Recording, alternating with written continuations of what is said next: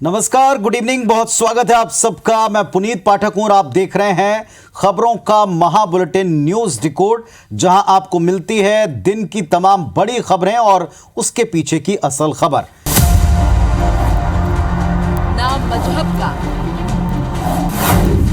काम आतंक का, साजिशों का ताना बाना, मकसद भारत को इस्लामिक बनाना। बिल्कुल ठीक सुन रहे हैं आप, और यही आज की हमारी प्राइम डिकोड स्टोरी है। आज की सबसे बड़ी खबर जिस पर हम सबसे पहले विस्तार से डिकोड लाएं। मजहब नहीं सिखाता आपस में बैर रखना, यह हमने वर्षों से, बचपन से सीखा, ये हम सुनते आए। लेकिन दुनिया में ऐसे कई लोग हैं, संगठन हैं, जो मजहब के नाम पर सिर्फ न केवल बैर करते हैं बल्कि हत्या, ब्लास्ट और धर्मांतरण का बीड़ा उठाए फिरते हैं। मजहब नाम पर आतंक का एक ऐसा ही मॉड्यूल खुलकर सामने आया जब जबलपुर में एनआईए और एटीएस ने छापेमार कार्रवाई को आगे बढ़ाया। तो आज की हमारी पहली स्टोरी इसी से जुड़ी हुई है, आपको दिखाते हैं दरअसल हुआ क्या है।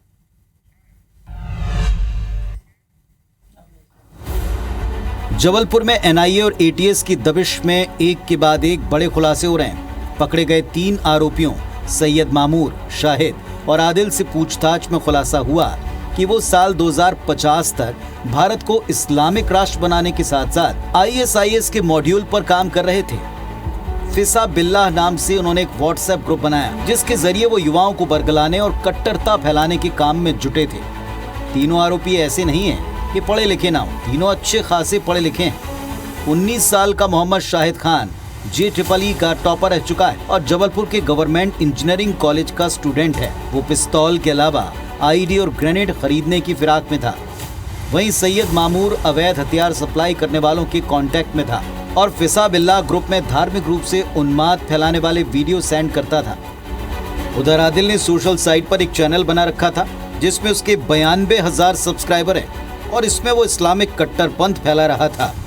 इतना ही नहीं, आरोपियों के पास से धार्मिक उन्माद के वीडियो के अलावा जाकिर नाइक की किताबें हैं। आरोपियों के फोन से हिंदू युवतियों के फोटोज भी मिले हैं जो उनके नापाक मंसूबों की तरफ इशारा करते हैं। तो वो सब कुछ है जो समाज को अस्थिर करे, वो सब कुछ है जो एक एजेंडे पर काम आगे बढ़ाए। संदिग्ध आतंकियों का प्लान खुल चुका है। साल 2050 तक वो भारत को इस्लामिक कंट्री बनाना चाहते थे। सवाल उठता है, आखिर ये इस्लामिक राष्ट्र का कॉन्सेप्ट है क्या? यही डिकोड कर रहे हैं आज। साल 1947 आज़ादी वाले साल में आपको लिए चलते हैं। भारत से अलग होकर इस्लाम के नाम पर पाकिस्तान बनकर हमसे अलग हुआ, जो इस्लामिक रिपब्लिक ऑफ पाकिस्तान कहलाया। पाकिस्तान खुद को इस्लामिक राष्ट्र कहता था और कहता भी है, लेकिन वहां शरिया का कानून लागू नहीं होता। फिर वो कैसे पूरी तरह इस्लामिक राष्ट्र हुआ, इस पर आगे बात करें। पहले एक अहम बात, 1971 में पाकिस्तान से बांग्लादेश टूटकर एक और देश बना। सवाल उठता है, ऐसा क्यों हुआ? वजह बांग्ला भाषा थी। आज का पाकिस्तान बांग्लादेश की बांग्ला भाषा को मान्यता नहीं दे रहा था, यानी इस्लाम के नाम पर द्विराष्ट्र, 2 नेशन थ्योरी की धज्जियां उड़ गई। अब बात करते हैं आतंकियों के इस्लामिक राष्ट्र की परिकल्पना की। आतंकी जिस इस्लामिक कंट्री की मांग करते हैं या उसके काम में लगे हैं, दरअसल खिलाफत भी करते हैं। एक अमीर होता है, शासन करता है और कुरान के मुताबिक देश चलाता है। मसलन संगीत, फिल्मों पर बैन, गैर मुस्लिमों को मुस्लिम बनाना, उसकी हत्या करवाना, गैर मुस्लिमों से जॉर्जिया यानी जिंदा रहने का जर्जिया, इसका टैक्स लेना। बहरहाल सीरिया का हाल हम सब और पूरी दुनिया देख रही। आईएसआईएस के इस्लामिक स्टेट बनाने का जो पूरा एजेंडा है वो दुनिया देख रही। अब अंतिम बात जो इस पूरी कड़ी को जोड़ती है और बेहद ज़रूरी है, एनआईए और एटीएस ने एक आतंकी को पकड़ा जो कि JEEE का टॉपर था। एक बार सोच कर देखिए, एक ऐसा यूथ आतंकी बन गया, किस तरह उसका और किस हद तक उसका ब्रेन वॉश किया होगा जिसमें इतना जहर भर दिया गया। अच्छे खासे पढ़े लिखे युवा को कट्टरपंथी घुट्टी को पिलाना ये आसान काम नहीं है, लेकिन यही काम इस तरह के मॉड्यूल करते हैं जिसका खुलासा धीरे धीरे करके खुल रहा है, सामने आ रहा है। और अब इसके सारे तार खुल जाएं, सारे तार निस्तनाबूद कर दिए जाएं, हर एक हिस्से टूट कर अलग हों, यही हमारे देश के लिए बेहतर है और इसमें सरकारें और जांच एजेंसियां जुटी हुई हैं। मध्य प्रदेश के अगली बड़ी खबर पर आते हैं। आदिवासी बहुल अंचल है शहडोल, जहां धर्मांतरण की घटनाएं रुक नहीं रही। शहडोल के डोंगरी टोला गांव में एक बार फिर धर्मांतरण के प्रयास को विफल किया। देखें आप।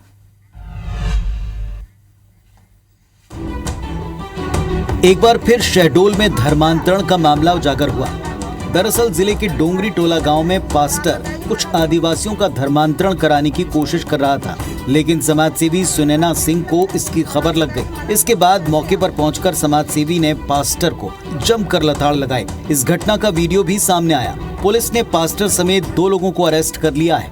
इंद्रपाल सिंह गोड़ के घर में एक सभा हो रही थी और उस सभा में धर्मांतरण करने का प्रयास किया और उसकी विवेचना थाना प्रभारी शहडोल का जो विषय आया है उसमें एफआईआर हो गई है और गिरफ्तारियां भी हो गई हैं दोनों की, जिनके घर पर कार्यक्रम हो रहा था वो और पादरी जो थे उनके। आपके माध्यम से जानकारी हमको प्राप्त हुई है, हम इसमें जांच करवाएंगे। वहीं कटनी के झिंझरी में बाल गृह में जबरन ईसाई प्रार्थना कराए जाने की शिकायत पर एफआईआर दर्ज कराई गई। सोमवार को संस्था का राष्ट्रीय बाल संरक्षण आयोग के राष्ट्रीय अध्यक्ष प्रियंक कानूनगो ने औचक निरीक्षण भी किया है। तो इस खबर में जो कुछ भी दिखाया ऐसा पहली बार नहीं हुआ। अक्सर देश के आदिवासी बहुल ग्रामीण और कुछ गरीब इलाकों में धर्मांतरण करवाया जाता है। सवाल ये उठता है कि धर्मांतरण का खेल खेला कैसे जाता है, क्यों लोग इनके झांसे में आते हैं, क्यों ये इस तरह की घटनाएं होती। डिकोड कर रहे हैं। बस्तियों में किसी भी धर्म विशेष के लोग, जैसे इस केस में पास्टर दिखे और दूसरे मिशनरीज के लोग हैं, अक्सर जाते हैं। गरीब आदिवासी लोगों के बीच में वो धर्म और उससे जुड़ी महान गाथा इसका गुणगान करते हैं। ईसाई धर्म प्रचारक लोगों के विश्वास को जीतने के लिए उन्हें प्रार्थना सिखाते हैं, उनके दुख दर्द दूर करने का भरोसा देते हैं। ईसाई धर्म अपनाने से उनकी गरीबी, उनके कष्ट, उनका निवारण होगा। यहाँ तक वो सारी बातें उनको बताई जाती, बीमारी दूर हो जाएगी, इसके लिए कुछ जल या बाकी की चीज़ें भी उनको दी जाती।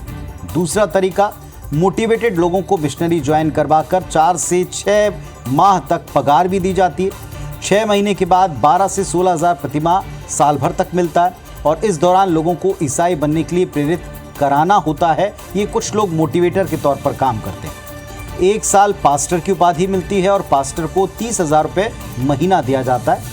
पास्टर को किसी विशेष जिले का जिम्मा दिया जाता है, जहाँ वो 20 दिन ईसाई धर्म का इसी तरह प्रचार प्रसार करते हैं जैसे उन तक पहुंचा था। 10 दिन अपने तमाम ऊपर के लोगों के पास दिल्ली, मुंबई, दक्षिण भारत आना जाना होता है और अंत में ईसाई धर्म प्रचारक जिस संस्था के नीचे कार्य करते हैं उन्हें विदेश से फंडिंग मिलने, ये सारी जानकारियां अब तक सामने आई हैं। लेकिन इनमें से कितना गलत है और किस हद तक गलत है वो निर्भर करता है हर एक केस और हर एक मामले में अलग अलग। सारे लोग गलत नहीं, लेकिन कई लोग इसे एजेंडा बनाकर प्लानिंग के तहत अंजाम देते हैं, जो कि ठीक नहीं, क्योंकि ये प्रलोभन या दबाव इसमें आया हुआ फैसला होता है जहां परिवार अपनी धर्म बदलते हैं। अगली खबर मध्य प्रदेश से और थोड़ा पॉलिटिकल एंगल की तरफ है। कांग्रेस के कद्दावर नेताओं ने दिल्ली में मंथन के बाद अब कर्नाटक फॉर्मूला तय कर लिया है प्रदेश में जीत के लिए। क्या वो कर रहे हैं इसके लिए, देखें जरा। दिल्ली में कांग्रेस की हुई बैठक के बाद मध्य प्रदेश कांग्रेस ने प्रदेश में कर्नाटक फॉर्मूले पर चुनाव लड़ने का मन बना लिया है। लोकल मुद्दों के साथ भ्रष्टाचार, बेरोजगारी और महंगाई, इन मुद्दों पर भी चुनाव लड़ा जाएगा। कांग्रेस में तमाम जिलों के पदाधिकारियों को काम पर लगाने का विचार भी हो रहा है। साथ ही लोकल मुद्दों को जानने के लिए स्थानीय स्तर पर मंथन कर एक सूची बनेगी। भारतीय जनता पार्टी के कारनामे में और भ्रष्टाचार जगह जगह सबको दिख रहे हैं, तो कर्नाटक में भी हाल ही में कांग्रेस पार्टी जिन मुद्दों पर जीती है वो सारे मुद्दे हम यहाँ पर भी अग्रसर करेंगे।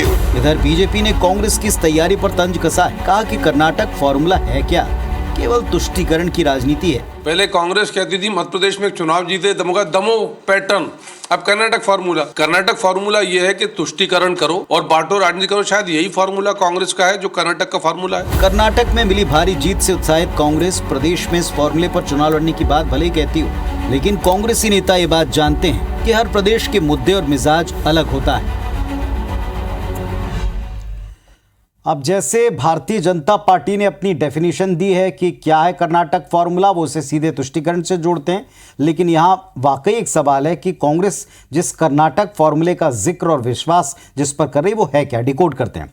सबसे पहले कांग्रेस पार्टी के कर्नाटक के घोषणा पत्र को आप याद करें, उनकी योजनाओं को आप समझें। गृह ज्योति योजना 200 यूनिट मुफ्त बिजली का वायदा, गृह लक्ष्मी स्कीम परिवार की प्रत्येक महिला मुखिया को 2000 रुपए, अन्ना भाग्य योजना बीपीएल कार्ड धारक परिवार को 10 किलो अनाज मुफ्त देने का वायदा, युवा निधि बेरोजगार ग्रेजुएट को 3000 रुपए प्रतिमाह देने का वायदा, डिप्लोमा धारकों को 1500 रुपए प्रतिमाह मिलना।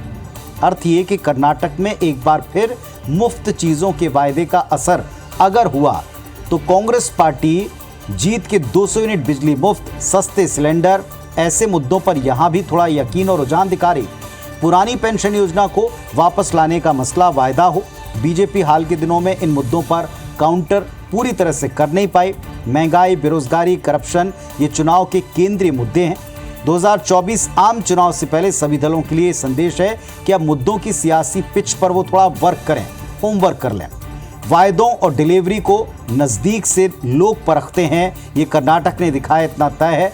लेकिन ये भी नहीं भूलना चाहिए कि हर एक जगह लगातार कांग्रेस हो या बीजेपी, इसके नेता अक्सर दोहराते हैं कि हर स्टेट की ज़रूरत और हर स्टेट की परिस्थिति, वहाँ के मुद्दे अलग होते हैं।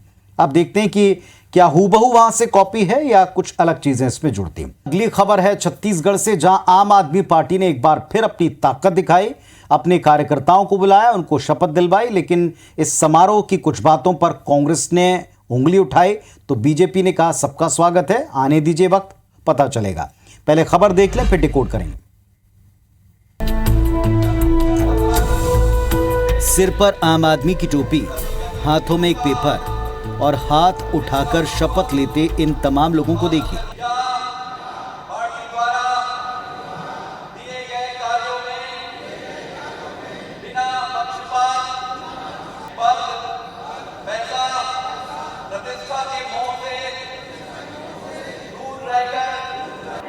ये छत्तीसगढ़ की रायपुर में आम आदमी पार्टी के पदाधिकारी हैं जिन्होंने शपथ ग्रहण समारोह में हिस्सा लिया। छत्तीसगढ़ की राजधानी में प्रदेश भर से आए करीब 4500 कार्यकर्ताओं ने पार्टी की शपथ ली। इस मौके पर पार्टी के राष्ट्रीय महासचिव संदीप पाठक ने कांग्रेस और बीजेपी दोनों को कोसा। जहां जहां आम आदमी पार्टी जाती है, इनका खेल वहां खराब करती है। तो अब कोई दो पार्टी नहीं है, 3 पार्टी चुनाव लड़ेगी। चुनाव के निकट आते आते 2 पार्टी हो जाएगी, उसमें से एक हम रहेंगे। यानी आम आदमी पार्टी ने मंगलवार को अपनी ताकत दिखाई है। अब प्रदेश की जनता के पास एक और राष्ट्रीय विकल्प होगा, इसका दावा किया है। जाहिर इस पर कांग्रेस और बीजेपी की तीखी प्रतिक्रिया आनी थी। अभी तक इनके पास में पूरे ब्लॉकों में ब्लॉक अध्यक्षों की नियुक्ति नहीं कर पाए हैं। ऐसी स्थिति में पार्टी तीसरे फ्रंट के रूप में कैसे स्थापित होगी? दूसरी बात, इस पार्टी का कोई एजेंडा नहीं है। इस भ्रष्ट सरकार आम आदमी की पार्टी की रही है। उनके कितने विधायक, कितने मंत्री जेल गए हैं, तो देश और प्रदेश की जनता आम आदमी पार्टी के बारे में जान गई। कांग्रेस बीजेपी का मानना है कि आम आदमी पार्टी का छत्तीसगढ़ में कोई स्कोप नहीं है। क्या वाकई ऐसा होगा? देखना दिलचस्प रहेगा। तो मंगलवार को आम आदमी पार्टी ने राजधानी में फिर से अपने कार्यकर्ताओं के कुनबे का प्रदर्शन किया। सवाल ही उठता है कि आम आदमी पार्टी छत्तीसगढ़ में करने क्या वाली है और क्या प्लानिंग है। थोड़ा सा इसको डिकोड करते हैं। लोकतंत्र के लिहाज से आप देखें तो आम आदमी पार्टी दिल्ली, पंजाब के बाद दूसरे राज्यों में अपना विस्तार कर रही है पॉलिटिकली। आपके बहाने छत्तीसगढ़ जैसे राज्यों को तीसरा सशक्त विकल्प मिल रहा है, ये उनका दावा है। यहाँ ये भी समझना पड़ेगा कि छत्तीसगढ़ के राजनीतिक परिदृश्य में और तासीर में पंजाब और दिल्ली वैसी बात नहीं है। यहाँ की परिस्थितियाँ, यहाँ का माहौल, यहाँ की सोच थोड़ी अलग। छत्तीसगढ़ में आम आदमी पार्टी दिल्ली में विराजमान केजरीवाल के नाम, चेहरे और दिल्ली मॉडल के आधार पर चुनाव लड़ेगी। कांग्रेस और बीजेपी का ये कहना है कि आम आदमी पार्टी से उनको कोई नुकसान नहीं होगा, लेकिन ये तो वो भी जानते हैं और इतिहास गवाह है, सरासर अनुचित ये सोच है, क्योंकि दिल्ली और पंजाब में आम आदमी पार्टी ने कांग्रेस को तकरीबन समाप्त ही कर दिया। कह सकते हैं कि आम आदमी पार्टी ने जिस पार्टी के वोट बैंक में सबसे ज़्यादा सेंध लगाई वो कांग्रेस ही रही है उन 2 स्टेट में। खैर, छत्तीसगढ़ में ये भी एक अटल सत्य है कि यहाँ सबसे मजबूत कांग्रेस की सरकार देश में अगर कहीं चल रही है तो वो छत्तीसगढ़ है। यहाँ इतनी आसानी से झाड़ू काम नहीं कर पाएगी। अगर झाड़ू यानी आम आदमी पार्टी को वाकई दलों के अस्तित्व को समाप्त करने जैसी हालत करनी है तो संगठन मजबूत करना पड़ेगा और इस दिशा में अभी पार्टी को काफ़ी लंबा रास्ता तय करना है। ये पार्टी के लोग ज़रूर समझते होंगे। आज के रिकॉर्ड में इतना ही। परिवार का और अपना अच्छे से ख्याल रखिए। नमस्कार, शुभ रात्रि।